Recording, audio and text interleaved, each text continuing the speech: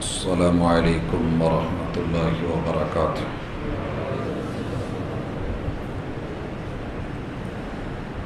ان الحمد للہ نحمده ونستعینه ونستغفره ونعوذ باللہ من شرور انفسنا ومن سیئات اعمالنا من يهده الله فلا مضل له ومن يضلل فلا هادي له واشهد ان لا اله الا الله وحده لا شريك له واشهد ان محمدا عبده ورسوله صلى الله عليه وسلم۔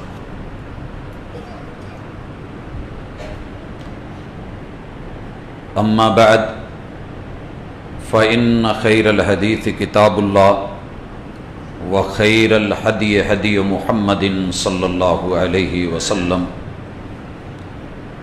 وشر الأمور محدثاتها وكل محدثة بدعة وكل بدعة ضلالة وكل ضلالة في النار۔ أعوذ بالله السميع العليم من الشيطان الرجيم۔ رب اشرح لي صدري ويسر لي امري واحلل عقدة من لساني يفقهوا قولي۔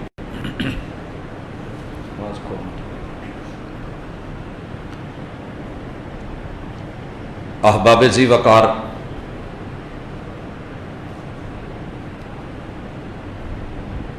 اللہ رب العزت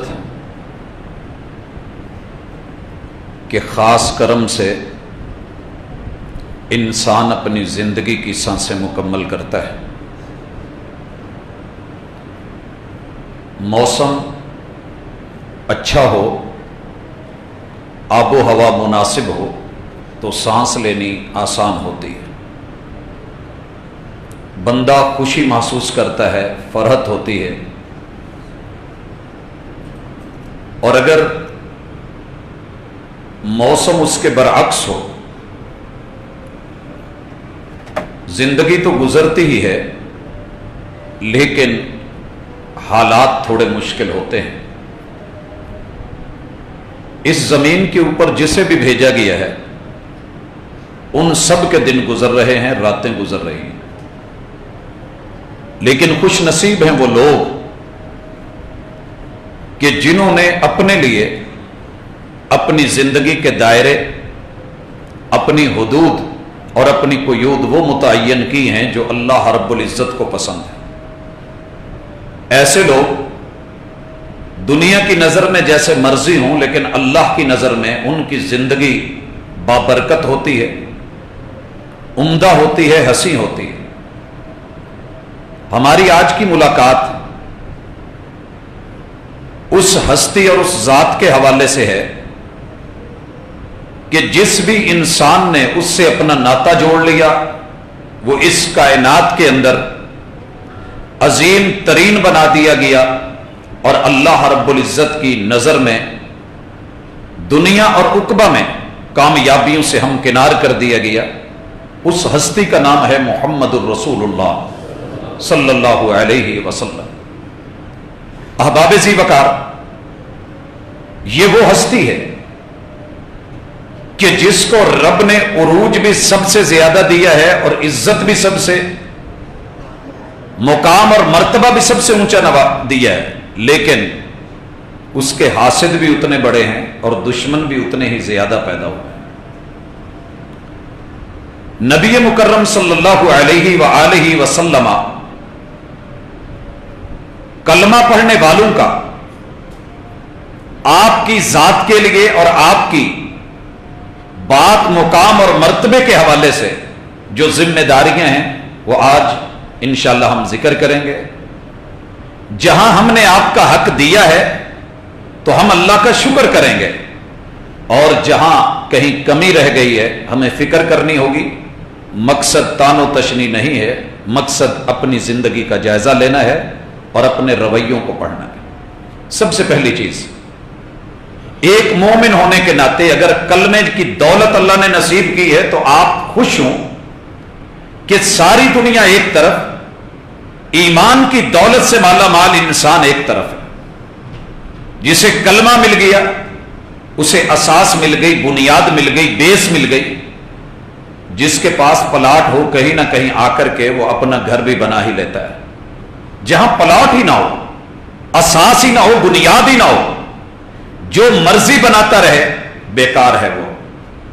اس لیے اپنے آپ کو اسلام کے اندر رجسٹرڈ کروائیں، اور یہ رجسٹریشن اللہ اور اس کے رسول کے نام کی کروائیں. یہ بڑا اہم نقطہ ہے. ہمارے پاس اگر کسی اسکول، کالج، یونیورسٹی میں کوئی بچہ یا نوجوان نہیں آتا، لیکن اسی ادارے کی بکس لے کے، نصاب لے کے پڑھتا رہتا ہے اور ہمارے اساتذہ سے، طلبہ سے زیادہ پڑھ جاتا ہے، اس کے پڑھنے کا شاید اسے پرسنل فائدہ تو ہوتا ہے، لیکن اس کی ڈگری، اس کی ویلیو، اس کی اتھارٹی نہیں ہوتی، کیونکہ اس نے اپنے آپ کو کہیں رجسٹرڈ نہیں کروایا. اس کی رجسٹریشن نہیں ہے، اس کا ایڈمیشن نہیں ہے. لہذا اگر انسان ہونے کے ناطے کوئی بندہ پوری زندگی بھلائی میں گزار دے، نیکیوں میں گزار دے، اس کی ویلیو اس حد تک تو ہوگی کہ لوگ اس کو کہہ دیں گے بہت اچھا ہے. لیکن اس انسان نے اگر کلمہ نہیں پڑھا اور خود کو اسلام میں اور ایمان میں رجسٹرڈ نہیں کروایا، اس بندے کی پوری زندگی بیکار چلی جائے گی، دنیا ہی میں موت کے ساتھ ختم ہونے والی. دوسری مثال سے سمجھیے.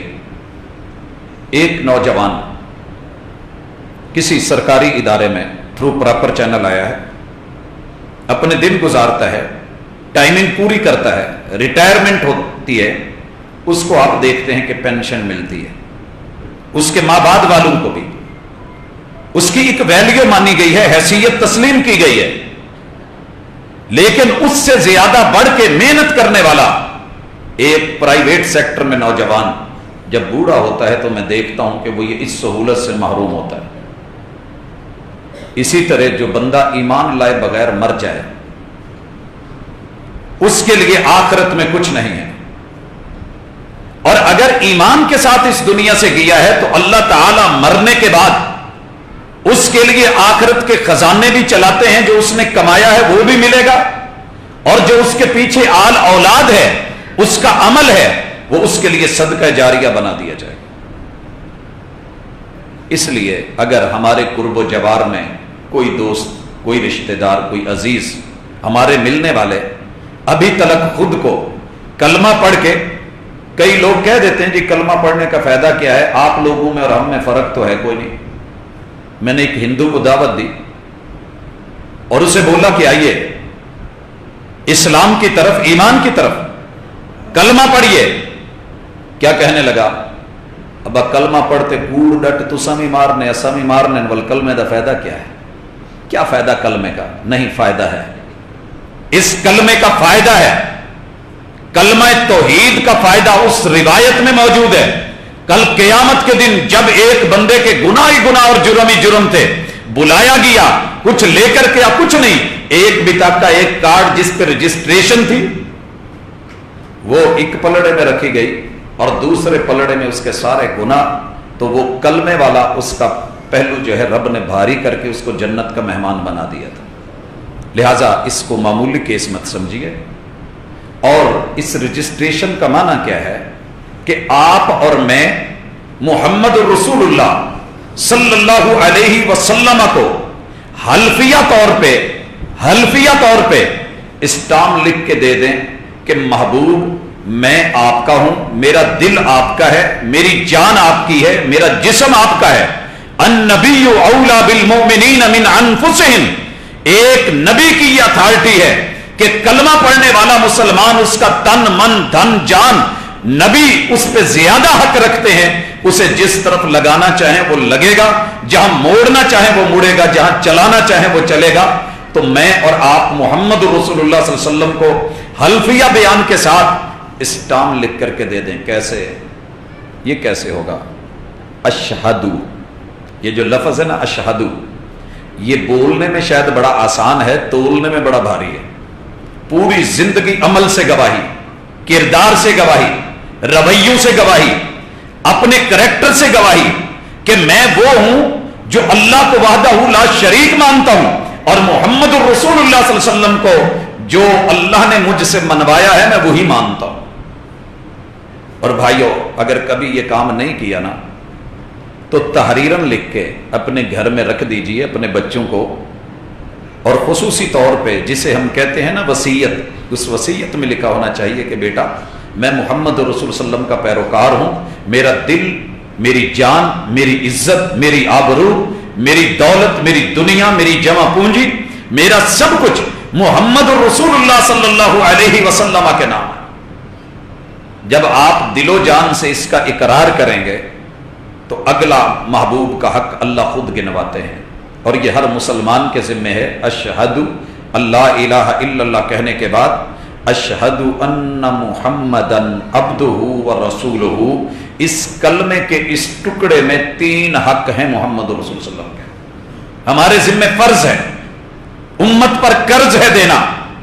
آج امت بہکتی نہیں، برباد نہیں ہوتی، تباہ نہیں ہوتی، جو آج حالات بن چکے ہیں کہ انسان اپنی ہی عزتوں کو چھوٹی چھوٹی عمروں میں جس طریقے سے نوچ رہا ہے اور جو حالات بنا رہا ہے، کاش کہ ہم نے کلمے کے ان تینوں پہلوؤں پہ غور کیا ہوتا، محمد رسول صلی اللہ علیہ وسلم کو ان کا حق ملتا، ہمیں ہماری حق جو ہے ہمارے حقوق ملتے۔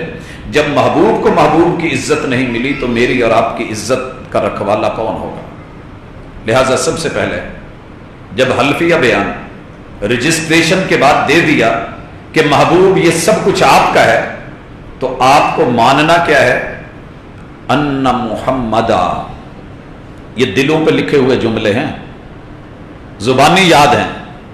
ان محمدہ، تصور کی دنیا میں چلے جائیے اور اس حقیقت کو مانیے کہ محبوب علیہ الصلوۃ والسلام کو اللہ نے اتنا حسن اور اتنا جمال دیا ہے کہ یوسف علیہ السلام اکیلے کو آدھی دنیا کا حسن دیا، لیکن محمد الرسول اللہ صلی اللہ علیہ وسلم کا حسن اور جمال اور کمال، عزت اور آبرو اس قدر زیادہ ہے ان محمدہ کہ میرے محبوب کی ذات بھی قابل تعریف ہے، بات بھی قابل تعریف ہے۔ آپ سے بڑھ کے اس کائنات میں ہنسی کوئی نہیں، ہنسی کوئی نہیں، سر کے بالوں سے لے کے پاؤں تلک، بات جسے کی ہو تو بھی ہنسی، سر کے بالوں یا زلفوں کی ہو تو تب بھی آپ کا مقابلہ نہیں۔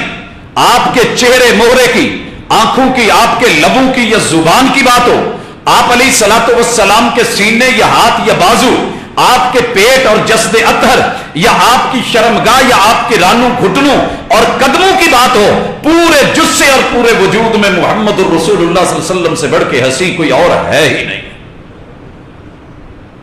اور بھائیو، اللہ کا شکر ہے کہ مسلمان اس پہلو کو کافی مانتے ہیں، کافی مانتے ہیں۔ ان محمدہ، محبوب سے بڑھ کے ہنسی کوئی نہیں۔ اور اسی کلمے میں آپ کی دوسری حیثیت، مجموعی طور پہ چوتھا حق، وَعَبْدُهُ أَشْهَدُ أَنَّ مُحَمَّدًا عَبْدُهُ، محمد رسول اللہ صلی اللہ علیہ وسلم کو اللہ کا بندہ ماننا، یہ اللہ کی توحید کا بھی حق ہے، محمد رسول اللہ صلی اللہ علیہ وسلم کا بھی حق ہے۔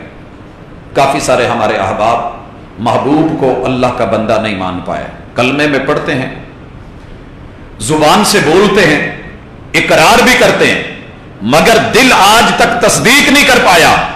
عبدہ کا معنی کیا ہے؟ کہ رب معبود ہے، بندہ عابد ہے۔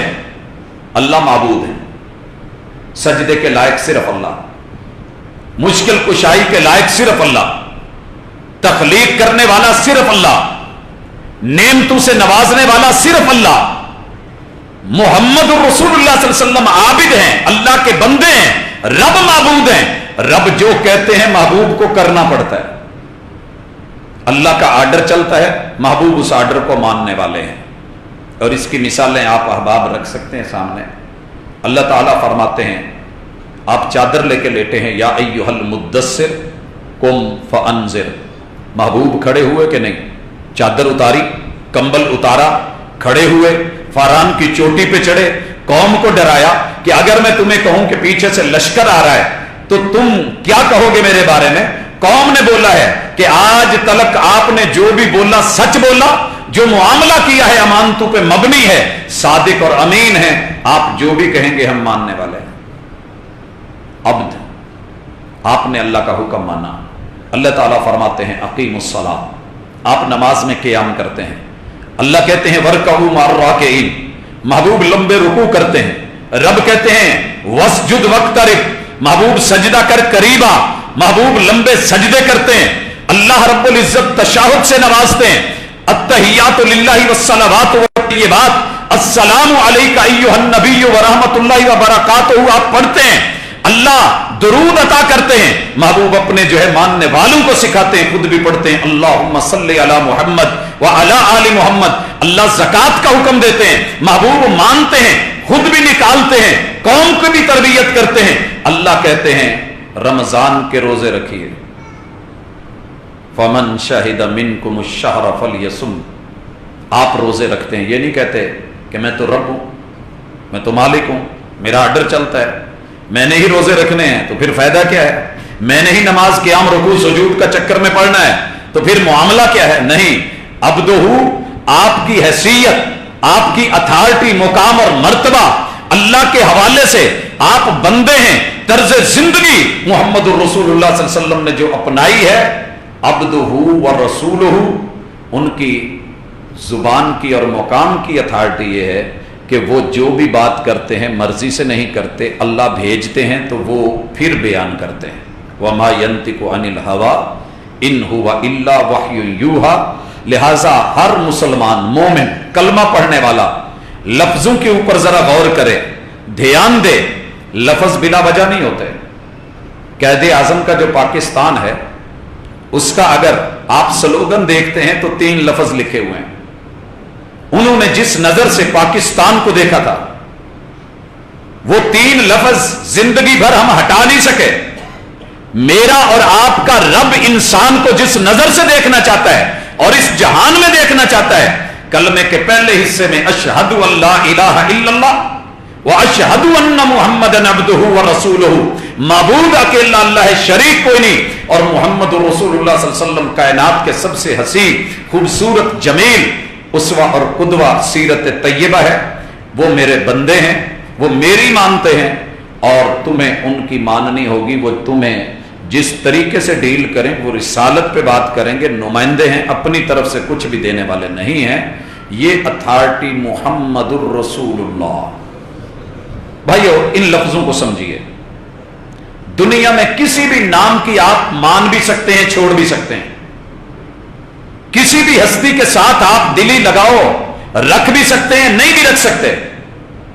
और किसी शख्स की आप बात माने या ना माने, ईमान का मामला नहीं बनता। लेकिन मुहम्मदुर रसूलुल्लाह, ये ओहदा ऐसा है कि इनकी बात को माना ही जाएगा, सुना ही जाएगा, तस्लीम किया जाएगा। इसके बगैर कोई चारा नहीं, इसके बगैर कोई चारा नहीं। और भाइयों, अगर कोई मुकाबले में वक्त का नबी ले आए, मुकाबले में एक तरफ रसूल अमीन की बात हो, रिसालत की बात हो, अथॉरिटी हो, और दूसरी तरफ कोई भाई कहे कि मेरे पास आदम अलैहिस्सलाम के अल्फाज मौजूद हैं, कोई कहे कि मैं नूह अलैहिस्सलाम की इबारतें रखता हूं, कोई कहे कि मेरे पास इब्राहीम के सहीफे मौजूद हैं अलैहिस्सलाम, कोई कहे कि मेरे पास मूसा की तौरात मौजूद है, कोई कहे कि मेरे पास ईसा की इंजील मौजूद है, मेरे पास ये है वो है। अल्लाह रब्बुल इज्जत वाज़ेह तौर पे कहते हैं व इज़ अख़ज़ल्लाहु मीसाक़न नबिय्यीन, लोगों सुन लो, मैंने आलम अरवा में सारे नबियों का इज्तिमा करवा के, अरवाह को बुला के उनसे यह वादा लिया था कि तुम्हारा अपना अपना दौर हो, नबूवतें मिल चुकी हों, किताबें मुयस्सर हों, तुम अपनी शरीयत को चला रहे हो, और फिर मेरे नबी आखिरुज़्ज़मा आ जाएं तो तुम सब ने उन पर ईमान लाना होगा और उसकी मदद करनी होगी।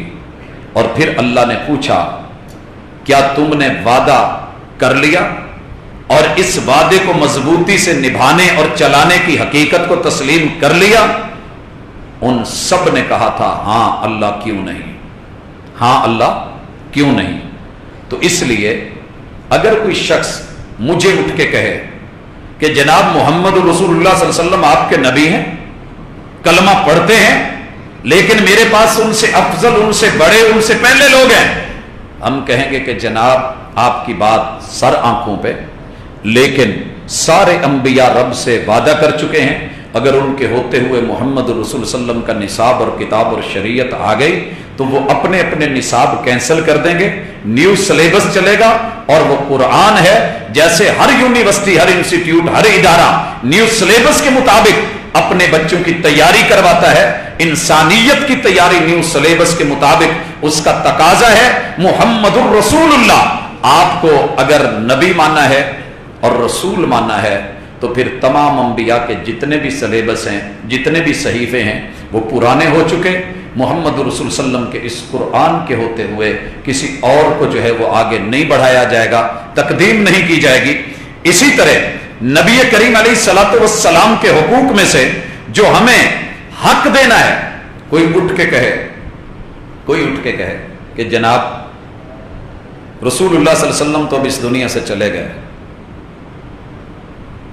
ایک ہے پہلوں کو لے کے آئے، ایک وہ ہے جو آپ کے بعد آنے والوں کو لے کے آئے اور کہے کہ جناب میں جس ہستی کو مان رہا ہوں ان کی بات اتھینٹک ہے، ان کی بات مسلمہ ہے، اور ان کی حیثیت بڑی زبردست ہے، صرف نحو کے ماہر ہیں، عربی لینگویج کو جانتے ہیں، اور شریعت مطہرہ کو بہت گہرائی سے سمجھتے ہیں، بہت گہرائی سے۔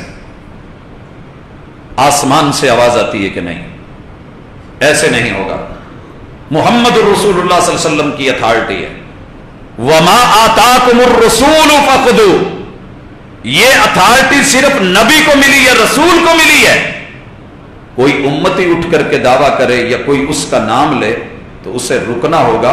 النبی اولا بالمؤمنین من انفسہم، ان کی جانیں، ان کے وجود، ان کے ایمان، ان کی دولت، ان کا علم، ان کا ذخیرہ جتنا مرضی زیادہ ہو، پیغمبر کے ہوتے ہوئے ان کا سکہ نہیں چلے گا۔ محمد الرسول اللہ یہ اتھارٹی ہے۔ اچھا یہ تو امتی ہے نا، امام بن کے، اگر کوئی وقت کا نبی ہونے کا بھی دعویٰ کر کے آ جائے، وقت کے نبی ہونے کا، کہ جناب اللہ نے میرے اوپر وحی بھیج دی ہے، فرشتہ آ گیا ہے، نئی زبان آ گئی ہے، نیا سلیبس آ گیا ہے، نئی کتاب آ گئی ہے، کتاب کا نام کتاب مبین ہے، پارے اس کے 20 ہیں، اور اس کے اندر سب کچھ ساری شریعتوں کی تجدید کر دی گئی ہے، میرے پاس بڑا وافر ذخیرہ اور جو ہے وہ چیز ہے۔ آسمان سے آواز آتی ہے، ما کان محمد ابا احد من رجالکم ولکن رسول اللہ وخاتم النبیین۔ لوگوں یاد رکھیے، ہم نے نبوت کا تاج محمد الرسول صلی اللہ علیہ وسلم کو دیا ہے، اور یہ ختم نبوت ان کے سر پہ سجا دی ہے۔ ان کے بعد کوئی شخص ان کی نسل میں سے اٹھ کے امتی ہونے کا دعویٰ کر کے یا امتی ہو کے اپنی فکر یا اپنی سمجھ بوجھ کو لا کے اس کو کہے کہ محبوب کی بات جو ہے پیچھے کی جائے گی، میری مانی جائے گی، مجھے زیادہ سمجھ ہے، یا کوئی نبوت کا دعویٰ کر کے جعلی اور جھوٹا نبی بن کر کے آئے، یہاں پہلے نبیوں کی نہیں چلی، یہاں بعد میں دعویٰ کرنے والے نبیوں کی نہیں چلی۔ عام ایک امتی کو آپ اس کو چلائیں تو مناسب نہیں ہے۔ وہ عزت والے، وہ آبرو والے، مقام والے، مرتبے والے، مگر امتی ہیں، وہ خود پابند ہیں کہ محمد رسول اللہ صلی اللہ علیہ وسلم کی بات کو مانیں۔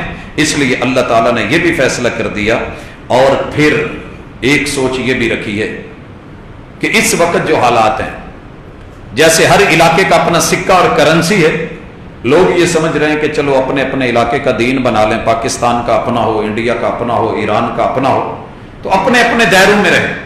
محمد رسول صلی اللہ علیہ وسلم کا جو حق ہمارے ذمے ہے، وَمَا أَرْسَلْنَاكَ إِلَّا رَحْمَةً لِّلْعَالَمِينَ، ہم نے اسے رحمت بھی ماننا ہے اور پورے جہانوں کے لیے ماننا ہے۔ آپ کا ہر فعل، ہر قول، ہر عمل رحمت پہ مبنی ہے، خیر اور بھلائی پہ مبنی ہے، اسی میں اچھائی ہے، اسی میں کامیابی اور کامرانی ہے۔ دیکھیے اگر مکے کی بچیاں زندہ درگور کی جاتی تھیں تو انہیں بھی رحمت کی ضرورت تھی، اور اگر آج پاکستان میں امت مسلمہ کلمہ پڑھنے والے ان کی بچیاں، مشرکین مکہ اتنا ظلم نہیں کر سکے تھے، وہ زیادہ سے زیادہ بچی کو زندہ درگور کر دیتے تھے، مگر ہمارے ہاں اللہ معاف کرے، اللہ معاف کرے، جس طریقے سے اس کے بچپن کو، اس کی آغاز والی زندگی کو اور اس کلی کو जिस बदतरीन तरीके से मसला जाता है और फिर उसके वजूद से, उसकी इज्जत से जिंदगी में ही फिर उससे जिंदगी छीनी जाती है, मौत के मुंह में दिया जाता है, और फिर हम उसके बाद भी उसे जीने नहीं देते।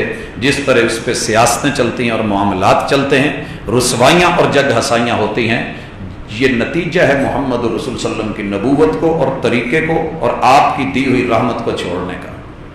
हमने अपने घरों में जिन चीज़ों को ललचाई नज़रों से शामिल कर लिया है, आप उसके नतायज ज़ैनबों की शक्ल में, फरिश्तों की शक्ल में, मुख्तलिफ रिश्तों की शक्ल में ये देख भी रहे हैं और महसूस भी कर रहे हैं, मगर हम रोना चाहते हैं, अब रोया नहीं जाता, रोते हैं, आंसू बहाते हैं तो सुनवाई नहीं है। अल्लाह की पकड़ सख्त है। मोहम्मद रसूलुल्लाह सल्लल्लाहु अलैहि वसल्लम का यह हक उनको दिया जाए, और इसके साथ मोहम्मद रसूलुल्लाह सल्लल्लाहु अलैहि वसल्लम से मोहब्बत लफ्जी नहीं, वो स्टाम्प जो लिख के दिया था ना कि सारा कुछ आपके नाम है, इसकी वजाहत भी सुन लीजिए। सिर्फ इश्क काफी नहीं है। लफ्ज इश्क अगरचे समझदार लोग, जिनको सलीमुल फितरत लोग मैं समझता हूं, वो इस लफ्ज से मुआफकत नहीं रखते किसी भी शक्ल में, और वो अपने किसी मुअज़्ज़ज़ रिश्ते के लिए लफ्ज इश्क बोलते भी नहीं। बहन हो, बेटी हो, बहू हो, बीवी हो, माँ हो, इस लफ्ज से लोग हिचकिचाते हैं। ये शायराना मिजाज के लोगों ने तो इस्तेमाल किया, लेकिन मोहब्बत करने वालों ने जब भी लफ्ज बोला, ये पूरी किताब हुदा में ये इस काबिल ही नहीं था कि अल्लाह इस लफ्ज के कॉम्बिनेशन को किसी शक्ल में, तसरीफात को, आपको पता है अरबी में एक लफ्ज से 18 सीगे बनते हैं, उनको शॉर्ट फॉर्म में लाके हम 14 कर लेते हैं, 14 कर लेते हैं। उन 14 सीगों के अंदर 3 हरूफ से हों या ज्यादा से, एक मर्तबा भी किसी भी शक्ल में ऐन, शीन और काफ 2 नुक्तों वाला कॉम्बिनेशन रब ने किताब में जिक्र ही नहीं किया, ना अपने किसी नबी के लिए, ना किसी पैगंबर के लिए, ना किसी वली के लिए, ना किसी साहिब ईमान के लिए। क्यों? ये लफ्ज ही मशकूक था और खतरनाक था। हाँ, लफ्ज मोहब्बत इस्तेमाल हुआ है, लफ्ज मवद्दत इस्तेमाल हुआ है। मोहम्मद रसूलुल्लाह सल्लल्लाहु अलैहि वसल्लम से कल्बी लगाओ पूरी कायनात से बढ़ के होगा और अमली शक्ल में होगा। बनते हो वफादार, वफा करके दिखाओ, कहने की वफा और है, करने की वफा और। वफा क्या करनी है? सुनिए, खुद रसूलुल्लाह सल्लल्लाहु अलैहि वसल्लम फरमाते हैं, वल्लाही ला युमिनु अहदुकुम हत्ता अकूना अहब्बा इलैहि मिन वालिदिही व वलदिही वन नासी अजमाइन। लोगों, तुम में से तब तक कोई बंदा लाख दावे कर ले, ईमान वाला हो ही नहीं सकता, दायरा ईमान में आ ही नहीं सकता, और उसका ईमान तस्लीम नहीं किया जाएगा जब तक वो 3 गारंटियां नहीं दे देता। मोहब्बत की 3 जमानतें कि मैं उसे उसके तमाम आबाओ अजदाद से बढ़ के प्यारा हूं। मिन वालिदिही, लफ्ज वालिद बाप पे बोला जाता है जिसने जन्म दिया होता है, वालिदा पे बोला जाता है, मां हो बाप हो, उनके मां बाप हो, ददियाल और ननियाल हो, और ये हमारे बाप से शुरू होके आदम अलैहिस्सलाम तलक रिश्ते चले जाएं, मां से शुरू होके हव्वा अलैहिस्सलाम तलक, बैक में जितने आबाओ अजदाद हैं सारे मुअज़्ज़ज़ीन को लाया जाए, उन सब से बढ़ के जब तक मोहब्बत मोहम्मद रसूल सल्लल्लाहु अलैहि वसल्लम के लिए नहीं होगी, बंदा मोमिन नहीं हो सकता। लफ्जों की जामियत देखिए कैसे कूजे में दरिया बंद किया गया।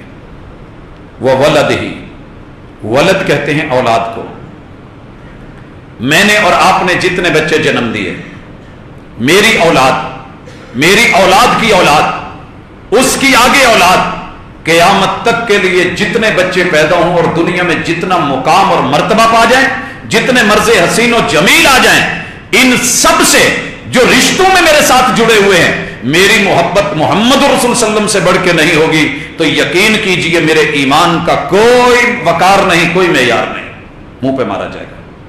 वन्नास अजमाइन, ये तो रिश्तों की बात थी, जो रिश्ते में मेरे कुछ नहीं लगते, दूर के हैं, लेकिन वो हसीन हैं, वो जमील हैं, वो अजीम हैं, वो पढ़े लिखे हैं, वो साहिब इल्म हैं, वो साहिब तरबियत हैं, साहिब वकार हैं और हस्ब नसब के मालिक हैं। वन्नास अजमाइन, उन सब से बढ़ के अगर मैं मोहब्बत मोहम्मद रसूलुल्लाह सल्लल्लाहु अलैहि वसल्लम से नहीं करता तो मेरे ईमान की कबूलियत नहीं।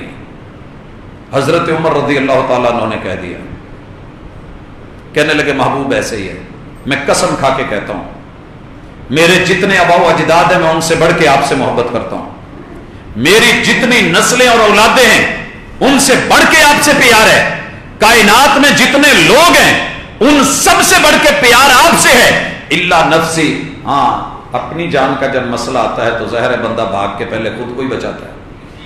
تو آپ نے کہا فلا اذن، عمر یہ سودا قبول نہیں ہے، یہ سودا قبول نہیں ہے۔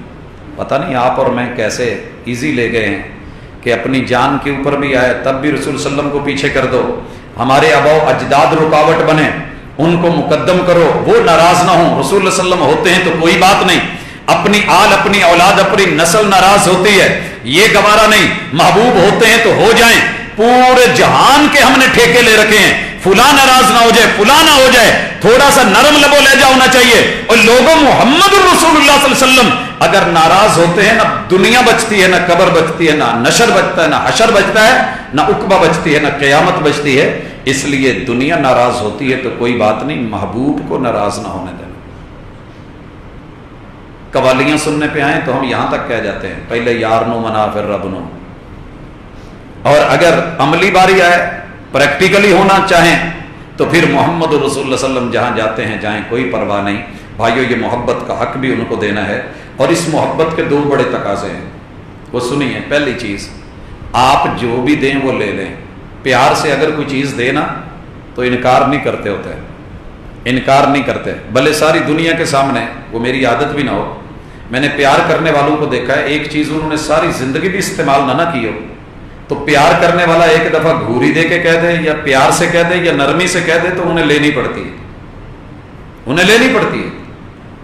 اپنی فیملی کا ایک واقعہ آپ احباب کی نظر کیا تھا کہ بچے کو مچھلی پسند ہے اور ماں کو اس سے تکلیف ہوتی ہے، لیکن وہ مجبور کرتا ہے ماں کو، ماں بنتی ہو تو بنا کے نہیں دو گی، ماں بڑی بیچاری کہتی کہ بیٹا مجھے تکلیف ہوتی ہے، دیکھی نہیں جاتی، سمیل آتی ہے، پریشانی کی، کوئی اور چیز کیا بنا دوں؟ نہیں اماں یہی کھانی ہے، یہی بنانی ہے۔ لاتا رہا بنواتا رہا کھاتا رہا، لاتا رہا بنواتا رہا کھاتا رہا، حتیٰ کہ شادی ہو گئی۔ پہلی رات وعد و وعید، دیگر معاملات، عہد و پیمان ہوئے، پسند ناپسند کی بات آئی، بیوی نے اپنی پسند ناپسند بتائی، اب شوہر کی باری آئی، جی آپ کو کیا پسند ہے؟ مجھے مچھلی بہت پسند ہے۔ کہنے لگی اٹھی اور منٹ سے پہلے دروازہ کھول کے باہر ہو جائے گی کہ خیر ہے کی ہے؟ کہا آپ نے جو لفظ بولا ہے مجھے اس کے لفظ میں بھی سمیل آتی ہے، مجھے گوارا نہیں ہے، خبردار زندگی میں اگر اس کا دوبارہ نام لیا تو پھر وہی ہوگی، میں نہیں رہنے والی۔ خیر مرتے کیا نہ کرتے، کہہ بیٹھے جی میں تو سی راضی ہوں، میں اسی راضی ہوں۔ یہ ابھی دنیا کا ایک عام چھوٹا سا رشتہ ہے جسے دل دیا ہے، ابھی محبوبہ بنایا، وہ تو کائنات کے سب سے بڑے محبوب ہیں۔ جب آئی نا باری کہ بہو کیا پکائے گی تو باقی کسی نے کیا بولنا تھا، اماں کہنے لگی میں دس نہیں ہوں میرے منڈے نو نا مچھی بہت پسند ہے، بس باقی کچھ پکاؤ نہ پکاؤ مچھی بناؤ۔ اپے ہی کہنے لگا امی چھڈو پرے تمہیں چنگی تو لگتی نہیں تو کی پکانا مچھی کا۔ اگر دنیا کے رشتوں میں محبت میں آ کے زندگی بھر کی عادتیں چھوڑی جا سکتی ہیں اور جو وہ دیں وہ لیا جا سکتا ہے تو پھر محمد الرسول صلی اللہ علیہ وسلم کی دو محبت کی بنیاد پہ باتیں لینی ہوں گی۔ وَمَا آتَاكُمُ الرَّسُولُ فَخُذُوهُ، نبی جو دیں وہ سنت کڑوی بھی ہو تو لینی پڑے گی، صرف میٹھی ہو تو نہیں۔ حاکم وقت ساتھ میں غلام جا رہا ہے، غلام جا رہا ہے، ایک ککڑیاں ہیں ہاتھ میں، غلام دیتا جا رہا ہے، وہ کھاتے جا رہے ہیں، کوئی مصروفیت آئی تو جو ککڑی پکڑائی انہوں نے واپس دی، کہا آپ لے لیں کھا لیں۔ اس نے کرچ کرچ کی کھا لی، اس کا دوسرا حصہ جو ٹکڑا تھا فراغت کے بعد کہا لائیے دیجیے، لی تو چکی تو وہ کڑوی تھی۔ کہا یار تو کیسے کھا گیا، یہ تو کڑوی تھی۔ کہا بادشاہ سلامت، مجھے بھی پتا ہے کڑوی تھی، کڑوی تھی تو کیا ہوا، ان ہاتھوں سے کتنی میٹھی نعمتیں بھی تو کھائی تھیں، اگر ایک کڑوی آ گئی تو حرج کیا تھا۔ غلامی اور نوکری، غلامی رسول میں موت بھی قبول ہے، ایسے نہیں جملہ بولا گیا، لیکن ہمیں محبوب کی غلامی میں سنت میں موت آنے لگے اور ہمیں ڈر آنے لگے، ہاتھ کانپنے لگے، جسم ہمارا لرزنے لگے تو پھر وما آتاکم الرسول فخذوہ ہم نے لیا ہی نہیں ہے. یہ لے کر کے دکھایا تھا صحابہ نے. حضرت عبداللہ بن مسعود رضی اللہ تعالیٰ عنہ چھوٹا سا جسم تھا یار. لوگ ان کو پتہ ہے نا درخت پہ مسواک توڑنے کے لیے نہیں چڑھنے دیتے تھے. مدینے کی ہوا اڑا کے نہ لے جائے, اور واقعی مدینے کی ہوا اڑا لیتی ہے. اور ان کی پنڈلیاں دیکھ کے صحابہ ہنس پڑتے تھے, اور رسول اللہ علیہ وسلم کو یہ کہنا پڑا کہ ابن مسعود کی پنڈلیوں کے ظاہر پہ نہ جاؤ, ان کا وزن اللہ کے ہاں اتنا ہے, وہ میزان جس میں پوری کائنات تولی جا سکتی ہے, اگر ان کا وزن اللہ کے ہاں پوچھنا ہے تو وہ میزان بھی اس وزن کو اٹھانے والا نہیں ہے. کیوں کہا محمد رسول صلی اللہ علیہ وسلم نے؟ کوئی ویلیو تھی, کوئی اتھارٹی تھی, مقام تھا, مرتبہ تھا. ملا کیسے یہ بھی سنیے. مجھے تو یوں لگتا ہے ملا ہی یہیں سے ہے. آپ خطبہ دے رہے ہیں, یہ مسجد میں داخل ہو رہے ہیں, دایاں قدم اندر ہے بایاں باہر ہے, دایاں قدم اندر ہے بایاں باہر ہے, اور آواز آئی اجلسو, بیٹھ جائیے. انہوں نے باہر والا قدم اندر نہیں کیا اور اندر والا باہر نہیں کیا, اسی دہلیز کے اوپر ہی بیٹھ گیا نا جو جگہ تھی. محبوب علیہ الصلوۃ والسلام نے پوچھ لیا, صحیح حدیث ہے, کہا ابن مسعود کہاں بیٹھ گئے, یہ بیٹھنے کی جگہ ہے. کہا محبوب ہم جگہ کو نہیں دیکھتے, آپ کی بات کو اور مقام اور مرتبے کو دیکھتے ہیں. آپ نے جب کہا بیٹھ جاؤ تو دوسری پھر کوئی رائے, کوئی سوچ, کوئی فکر, کوئی قول وہ نہیں چلے گا. ابن مسعود کی رائے نہیں چلے گی, محمد رسول صلی اللہ علیہ وسلم کی بات مانی جائے گی. یہی وجہ تھی کہ ابن مسعود رضی اللہ تعالیٰ عنہ کو اتنے مقام ملے تھے. آپ کی بات اسے لیا جائے گا. وَمَا نَهَاكُمْ عَنْهُ فَانْتَهُوا, جس سے روکیں رک جائیں. لینے والی ایک مثال اور لے لیں. حضرت عبداللہ بن عمر رضی اللہ تعالیٰ عنہ کے بیٹے, ان کی شادی ہو گئی. شادی کے بعد اپنی مسز سے کہنے لگے کہ تو نے مسجد نہیں جایا کرنا. نئی نئی شادی ہوتی ہے تو بخار بھی ذرا زیادہ ہوتا ہے, کئی دفعہ تقوی پرہیزگاری ہونی چاہیے, اچھی بات ہے, لیکن تقوی, محبت, پیار, پرہیزگاری, پردہ, ادب, احترام اگر محمد رسول صلی اللہ علیہ وسلم کی بات سے ٹکرائے پھر کیا ہوگا؟ اس بچی نے کہا سرتاج مجھے مسجد جانے دیا کریں, میری عادت ہے, میں نے نماز. کہنے لگے میں نے تو نہیں جانے دینا. انہوں نے اپنے سسر سے بات کی کہ ابو یہ مجھے نا مسجد نہیں جانے دیتے, قربان جاؤں کیسا وقت ہوگا. باپ نے بلا کے بیٹے سے پوچھا وہ بھائی آپ کے خلاف شکایت آئی ہے. کہتے جی صحیح کہہ رہی ہے, میں نے روکا ہے. تو آپ نے رسول صلی اللہ علیہ وسلم کا فرمان پڑھ کے سنایا کہ آپ نے کہا تھا لا تمنعوا اماء اللہ المساجد, عورتوں کے لیے نماز اگرچہ گھروں میں پڑھنی ہی افضل ہے, محمد رسول صلی اللہ علیہ وسلم کا فرمان ہے, لیکن عورت اگر مسجد میں جانے کا کہے تو اسے روکا نہیں جائے گا. لا تمنعوا اماء اللہ المساجد, محبوب کی مسجد میں پہلے مرد پھر بچے پھر عورتیں تھیں, نہیں روکا جائے گا. بیٹے کے منہ سے بات نکلی, کہنے لگا واللہ لنمنعہن, بیوی میری ہے میں روکوں, آپ کون ہوتے ہیں؟ اس کے بعد باپ نے ایک لفظ کہا تھا میں تمہیں محمد رسول صلی اللہ علیہ وسلم کا فرمان سناتا ہوں کہ نہ روکو, اور تو کہتا ہے میں روکوں گا. جو نبی کا نہیں وہ میرا بھی کچھ نہیں لگتا, جو پیغمبر کا نہیں وہ میرا بھی نہیں. مرتے دم تک اپنے اس بیٹے سے انہوں نے اس بنیاد پہ بات نہیں کی, حالانکہ یہ جانتے ہوئے بھی کہ صلہ رحمی اور قطع تعلقی اس کی کیا جو ہے وہ وعید ہے, لیکن محمد رسول صلی اللہ علیہ وسلم کے فرمان کو جب لینے سے بندہ منع کر دے اور روک دے, اور خود بھی, تو صحابہ کرام کے وتیرے یہ تھے. یہی وجہ ہے کہ رضی اللہ عنہم ورضوا عنہ, وہ محبوب سے راضی تھے, رب ان سے راضی تھا. یہی ابن عمر ہے رضی اللہ تعالی عنہ. محبوب نے نا ایک دفعہ ان کا ہاتھ پکڑا, مشورے کے طور پہ جا رہے تھے, اللہ تعالیٰ آپ سب کو لے کے جائے. جو بقیع والی سائڈ ہے نا, اس پہ 3 دروازے تھے اس وقت, وہ 3 دروازے آج بھی ویسے کے ویسے ہیں. پہلا جو ہے باب البقیع ہے, پھر باب جبرائیل ہے, اور تیسرا باب للنساء, خواتین کا گیٹ پچھلی سائڈ سے. یہ رسول اللہ صلی اللہ علیہ وسلم نے ابن عمر کو بولا, کہا ابن عمر اگر ہم اس دروازے کو عورتوں کے لیے خاص کر دیں تو آپ کی کیا رائے ہے؟ مشورہ, پیغمبر مشورہ لیتے تھے. محبوب سے کہنے لگے محبوب آپ جیسے کہیں وہی بہتر ہے. یہ صحابی کہتے ہیں جب سے آپ نے کہا کہ یہ دروازہ عورتوں کے لیے ہے وہ دن جائے آخری دن تلک ابن عمر کبھی اس دروازے سے داخل نہیں ہوئے، کیونکہ محبوب نے اسے عورتوں کے لیے خاص کیا تھا اور میں مرد ہوں۔ سمجھے کچھ کہ نہیں؟ حالانکہ مسجد نبوی میں سلسلہ تو ایسے ہی تھا، پہلے مرد ہیں، پھر بچے ہیں، پھر عورتیں۔ کسی مجبوری کے تحت بھی ابن عمر اس دروازے سے داخل نہیں ہوئے، کیونکہ محبوب نے روک دیا ہے۔ ایک اور صحابی کی مثال، آپ کی اتھارٹی، آپ کے پاس آئے، ان کے کپڑوں سے شاید محسوس ہو رہا ہوگا، ویسے بھی نبی اللہ کی وحی بھی آ جاتی ہے، حکیم الامت بھی ہوتے ہیں اور وہ چہرے بھی پڑھ لیتے ہوتے ہیں، تو انہوں نے کہا محبوب مجھے نہ کوئی سبق دیں، کوئی درس دیں، کوئی لیکچر دیں، کوئی واعظ فرمائیں۔ ویسے یہ ہماری بھی عادت ہونی چاہیے، ہماری بھی عادت ہونی چاہیے کہ جب کوئی پڑھا لکھا، کوئی ٹیچر، کوئی استاذ، کوئی امام، کوئی معلم، کوئی مربی، کوئی مدرب ملے تو بندہ اسے کہے کہ مجھے کوئی خاص نصیحت کر دیں کہ جسے میں یاد رکھوں اور اس پہ عمل کرتا رہوں، اور مجھے یاد ہو کہ یہ بات مجھے فلاں نے کہی تھی۔ محبوب علیہ الصلوۃ والسلام سے کہا کہ مجھے کوئی درس دیجیے۔ آپ علیہ الصلوۃ والسلام نے کیا کہا؟ لا تسبن احدا، میرے صحابی کسی کو گالی نہیں دینی۔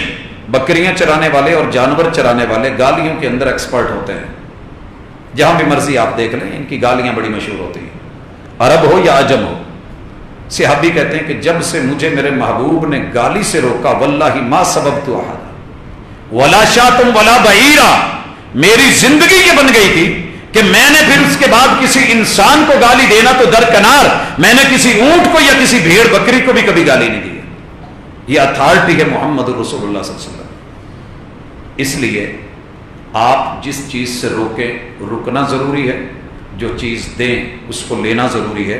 اسی طرح آپ کے حقوق میں سے ایک بہت بڑا حق، یا ایھا الذین آمنوا لا تقدموا بین یدی اللہ ورسولہ، اللہ اور اس کے رسول سے آگے مت بڑھیے۔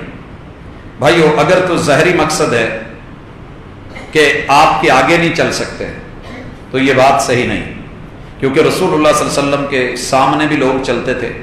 آپ کو پتہ ہے کہ آپ نے جو جنگی لشکر تھا اس کا فرنٹ جو تھا مقدمۃ الجیش، وہ آپ سے آگے چلتا تھا، میمنہ دائیں طرف چلتا تھا، میسرہ بائیں طرف چلتا تھا، اور پیچھے بیک پہ بھی۔ تو محمد رسول صلی اللہ علیہ وسلم کے سامنے لوگوں کا چلنا اگر یہ منع ہوتا تو آپ کبھی بھی مقدمۃ الجیش کو آگے نہ چلنے دیتے۔ عام بھی دنیا آپ کے آگے آپ کو گھیرا ڈال کے جب چلتے تھے تو آپ کے سامنے بھی ہوتے تھے، آپ کے پیچھے بھی ہوتے تھے، دائیں بائیں بھی ہوتے تھے۔ تو یہ مراد نہیں، لا تقدموا بین یدی اللہ ورسولہ، مراد یہ ہے کہ کوئی ایسا سٹیپ مت لیں جو اللہ اور اس کے رسول نے وہاں حد بندی کی ہو اور آپ کہیں کہ کوئی حرج نہیں میں آگے بڑھ جاؤں۔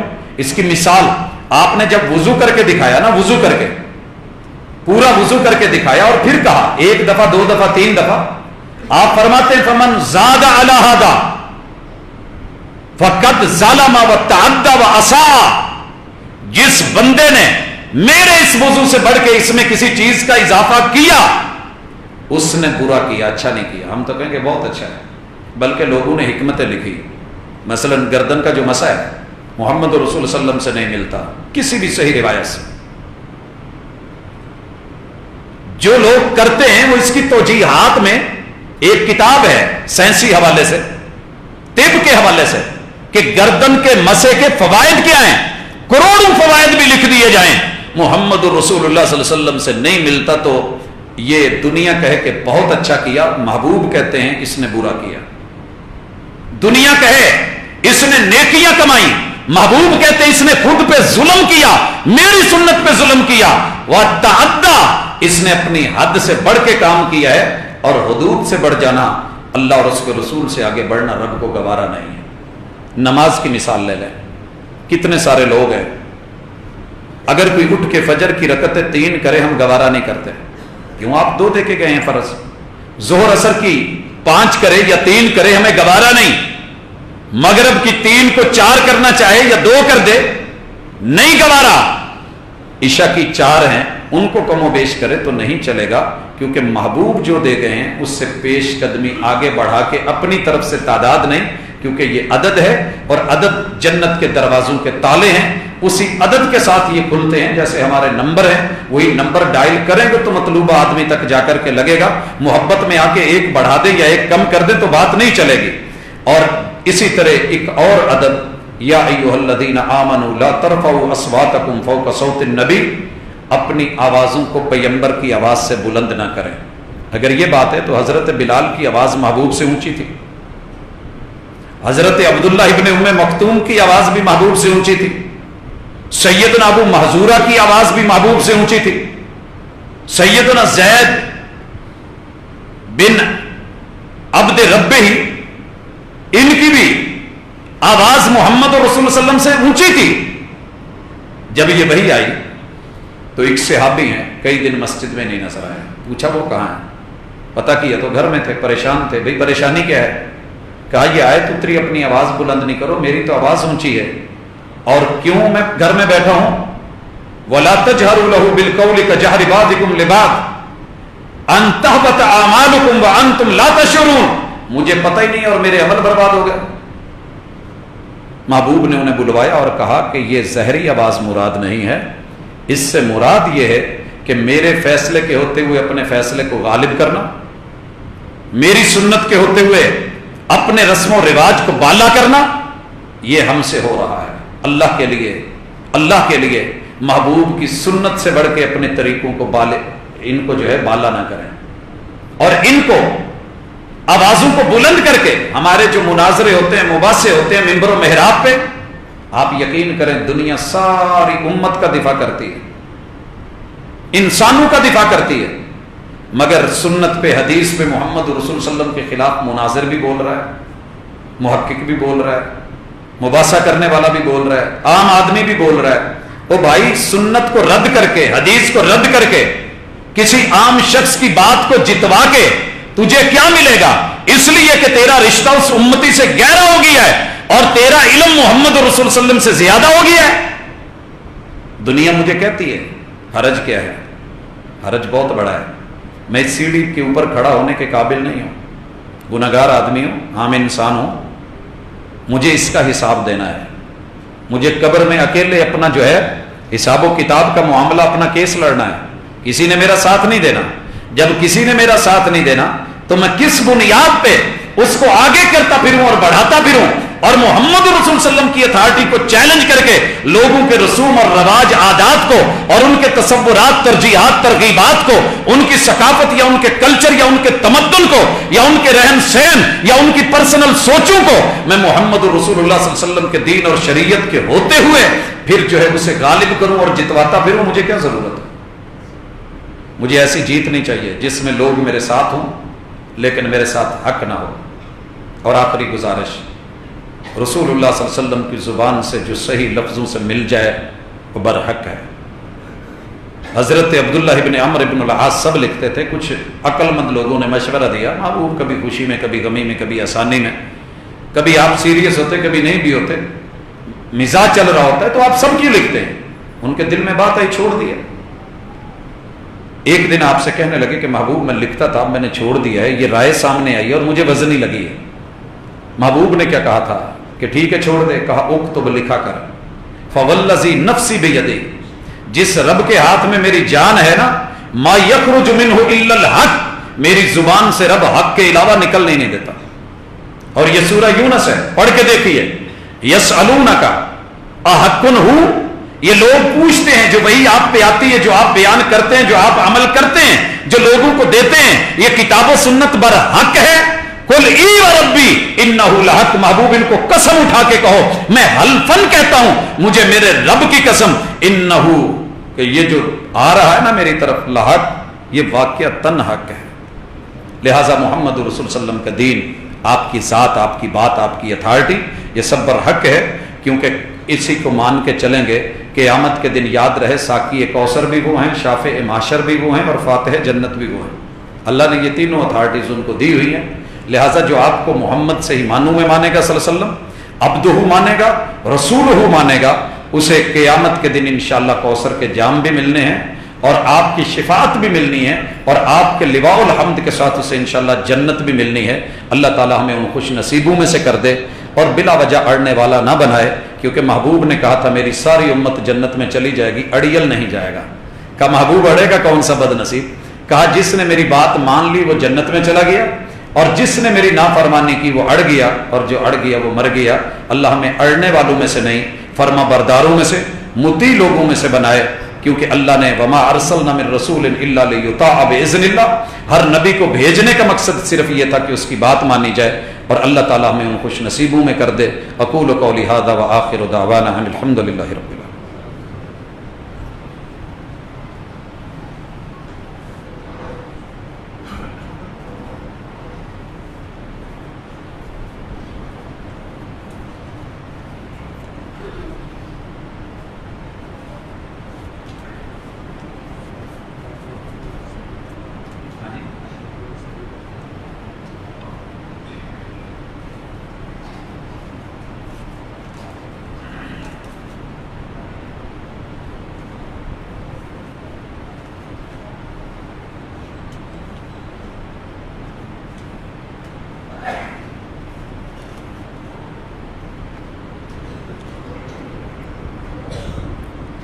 ان الحمد للہ نحمده ونستعینه ونستغفره ونعوذ باللہ من شرور انفسنا ومن سیئات اعمالنا من يهده الله فلا مضل له ومن يضلل فلا هادي له واشهد ان لا اله الا الله وحده لا شريك له واشهد ان محمدا عبده ورسوله۔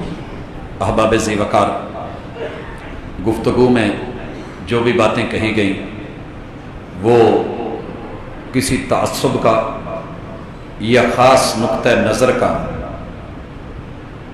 جو ہے وہ عکاسی کرنے والی نہیں تھی، بلکہ خالصتاً ایک مومن کی مسلمان ہونے کے ناطے جو ذمہ داری ہے کہ وہ مسلکی تعصب کو فروغ دینے کی بجائے محبوب کی محبت کو فروغ دے اور اطاعت اور فرما برداری کی دنیا میں آئے، تاکہ اللہ اس کی دنیا اور آخرت سنوار دے۔ اسی جذبے کے تحت یہ بات کی گئی ہے۔ اللہ تعالیٰ دلوں میں بات ڈالنے والا ہے۔ پھر بھی میری عادت ہے کہ اگر کسی کو تکلیف پہنچتی ہے یا کوئی برا محسوس کرتا ہو، سوچے ضرور ایک دفعہ، لیکن اگر پھر بھی اسے برا لگے تو ہم اس کے لیے پیشگی ایکسکیوز کرتے ہیں، معذرت کرتے ہیں، کیونکہ یہ دین ہے اور دین زبردستی کا سودا نہیں ہے۔ وما علیک الا البلاغ المبین، دلائل کے ساتھ بات کھول کے کرنی چاہیے۔ لست علیہم بمسیطر، ڈنڈے سوٹے کی زبان اچھی نہیں ہوتی۔ کچھ سوالات ہیں کہ چھوٹی بچیوں سے بڑھتے ہوئے جنسی تشدد اور زیادتی پہ والدین کی تربیت، اصلاح اور ان کی ذمہ داریوں پہ بھی بات ہونی چاہیے۔ جی اس میں کوئی شک نہیں، ہم سب سمجھدار ہیں، عقل مند ہیں، لیکن پتہ نہیں کیوں ہماری آنکھیں بند ہو جاتی ہیں۔ یہ لوگ ہم ہی میں سے ہیں، کہیں باہر سے نہیں آئے، لیکن اصل سبب اور پرابلم یہ ہے کہ ہمارے پرسنل میڈیا نے، ہمارے موبائلز نے، رابطے کی دنیا نے، ہماری کمیونیکیشن نے، اس گلوبلائزیشن نے، اور پوری دنیا کے اوپر ایک سوچ کا جو اس وقت بھوت سوار ہے، اس نے شاید ہمیں ہماری اپنی اساس کو، حلال اور حرام کو، صحیح اور غلط کی پہچان کو جب سے ختم کروایا ہے، پھر یہ نتائج نکلنے ہی ہیں۔ اللہ تعالی ہمیں اس کی شر سے محفوظ رکھے۔ مالی مشکلات میں دعا کا کہا گیا ہے۔ ہم تمام احباب ان تمام دوستوں کے لیے دعا کرتے ہیں جو مالی تنگیوں میں ہے، الہ العالمین ان کی مدد فرما اور رزق حلال دے کے ان کو حرام سے بچائے۔ ایک اور سوال ہے کہ نماز عید کی تکبیر کے بعد ہاتھ باندھنے یا چھوڑنے چاہیے۔ سنیے کہ رسول اللہ صلی اللہ علیہ وسلم سے جنازے اور عید کی تکبیروں میں ہاتھ باندھے ہوئے ہیں، اس کے بعد چھوڑنے اور رفع الیدین کرنا مجھے نہیں ملا۔ یہ میں اپنے علم کی بات کر رہا ہوں، ڈھونڈنے کے باوجود، دیکھنے کے باوجود کوئی ایسی واضح اور صحیح روایت نہیں ملی کہ جس میں ان تکبیروں میں رفع الیدین کا ذکر ہو، سوائے سنن البیہقی کے۔ اس میں سیدنا عبداللہ ابن عمر رضی اللہ تعالیٰ عنہ کی روایت ہے کہ آپ رکوع سے پہلے جو بھی تکبیر ہوتی تھی اس میں آپ رفع الیدین فرماتے تھے۔ اس کا تعلق عام نماز سے ہے، یہ اضافی تکبیروں والی کوئی خاص دلیل ہمیں ملتی تو ہم انشاءاللہ العزیز سب سے پہلے اسے کرتے ہیں۔ نابالغ بچے کے پیچھے نماز ہو جاتی ہے۔ جی محمد رسول اللہ صلی اللہ علیہ وسلم کے دور میں یہ نماز پڑھائی گئی ہے، اور اس بچے نے پڑھائی ہے کہ جسے ابھی اپنی سطر کا بھی پتہ نہیں تھا، لیکن اسے قرآن مجید آتا تھا۔ محبوب نے اسے امام بنا دیا، اور گزرتی ہوئی عورت نے کیا کہا تھا کہ اپنے قاری کا جو ہے وہ سطر تو آپ ڈھانپ لیں، اور پھر اس کے بعد قوم نے ان کو جبہ لے کر کے دیا، اور وہ بچے کہتے ہیں کہ مجھے بڑی خوشی ہوئی کہ مجھے یہ قمیض ملا ہے۔ 2 سجدوں کے درمیان جو دعا پڑھتے ہیں رب اغفر لی رب اغفر لی، جی یہ سنن نسائی میں بھی ہے، ابو داؤد میں بھی ہے، اسے 2 دفعہ ہی پڑھنا چاہیے، زیادہ نہیں، کیونکہ جس نبی سے 3 کی یا 5 کی تعداد ملی ہے اسی سے 2 سجدوں کے درمیان یہ 2 دفعہ کی تعداد ملی ہے، تو 2 دفعہ ہی پڑھنا بہتر ہے۔ اعتکاف میں نوجوان موبائل استعمال کر سکتا ہے؟ جی استعمال کر سکتا ہے، میں تو اسے بیت اللہ میں سے بھی نہیں روک سکتا، میں اعتکاف میں کیسے روکوں؟ میں اور کیا کہوں؟ یہ واحد موضوع ہے جس کے اوپر والدین بھی، رشتہ دار بھی، عزیز و اقارب بھی، بلکہ پوری دنیا اس فائدے سے جس نقصان کی طرف چلی گئی ہے۔ ویسے بڑا حیران ہوتا ہے بندہ، موبائل پہ بیٹھا قرآن مجید ہی کیوں نہ پڑھو، حدیث ہی کیوں نہ پڑھو، لگتا مشکوک ہے، لگتا مشکوک ہے۔ تو پھر کیوں نہ اگر اعتکاف میں بیٹھے ہیں تو کچھ دن کے لیے رابطہ دنیا سے کاٹ کے اپنے رب سے کیجئے، 10ویں دن مزہ دیکھیے گا، اور اگر وہاں رہ کے بھی پھر اسی طرح رہے تو پھر میرے خیال میں میرا مشورہ ہے کہ اس سے جتنا بچا جا سکے، اگر کوئی ضرورت ہے رابطے کے اور بڑے راستے ہیں تو اللہ سے اپنی ضرورتیں پوری کرنے کے لیے رابطہ اللہ سے کیجئے، انشاءاللہ آسانی ہوگی۔ میں اس کے خلاف نہیں ہوں، لیکن اس کے غلط استعمال کا جو ہے وہ مقام نہیں ہے، جگہ نہیں ہے۔ دعا کرنا کہ اللہ میری بہن کو گھر دے، ایک یہ سوال ہے، ہم اللہ سے دعا کرتے ہیں کہ اللہ تمام بہنوں کو اپنا گھر دے، اور جن کے اپنے گھر ہیں اللہ انہیں سکون دے۔ ایک اور سوال آیا ہے کہ دعا کیجئے کہ اللہ پاک مجھے مسجد کے قریب گھر دے، آمین ربنا یا آمین۔ اللہ ہم سب کے ساتھ ایسے ہی کرے۔ یقیناً جہاں مسجدیں ہوتی ہیں وہاں خیر ہوتی ہے، وہاں بھلائی ہوتی ہے، وہاں پہ اچھائی اور عمدگی ہوتی ہے، عقیدہ ملتا ہے، برین واشنگ ہوتی ہے، اور بچے جو ہے وہ جڑے رہتے ہیں دین سے۔ تو یہ کچھ سوالات تھے۔ اللہ تعالی ہمارا حامی و ناصر ہو، اللہ ہمارے دکھیوں کے دکھ دور کرے۔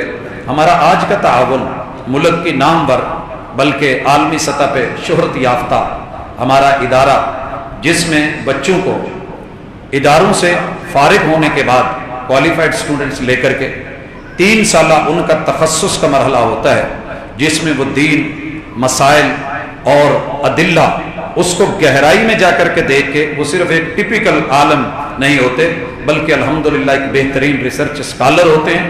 اور وہ ادارہ مرکز التربیہ الاسلامیہ، جس کی جو ہے وہ قیادت جناب حافظ محمد شریف حافظہ اللہ تعالی فرما رہے ہیں، ہمارا آج کا تعاون اس ادارے کو جائے گا، اور انشاءاللہ اگلے جمعے ہمارا تعاون ملک پاکستان ہی کی نہیں، عالم اسلام کی عظیم تر درسگاہ اور دین کی علمبردار جامع سلفیہ کو جائے گا۔ انشاءاللہ آپ احباب آج کا تعاون مرکز التربیہ کے لیے جمع کروائیے گا۔ اللہ ہمارے بیماروں کو شفا دے۔ ماں جی بدستور بیمار ہیں، اور اللہ تعالی ان کو رحمت کے ساتھ شفا والا ان سے معاملہ کرے، ان کی مشکلیں اللہ تعالی آسان فرمائے۔ اور اسی طرح ہمارے گھروں میں جتنے احباب بیمار ہیں، ہمارے آبا و اجداد، ہمارے رشتہ دار، ہمارے بچے، اللہ سب کے ساتھ نرمی کا معاملہ کرے، صحت عطا فرمائے۔ اللہ ہمارے بے روزگاروں کو رزق حلال عطا فرمائے۔ ملک پاکستان اور عالم اسلام کی جو حالت بنی ہوئی ہے، اللہ اس کی حالت پہ رحم کرے، اندرونی اور بیرونی دشمنوں سے حفاظت فرمائے۔ اقول قولی ھذا وآخر دعوانا ان الحمد للہ رب العالمین۔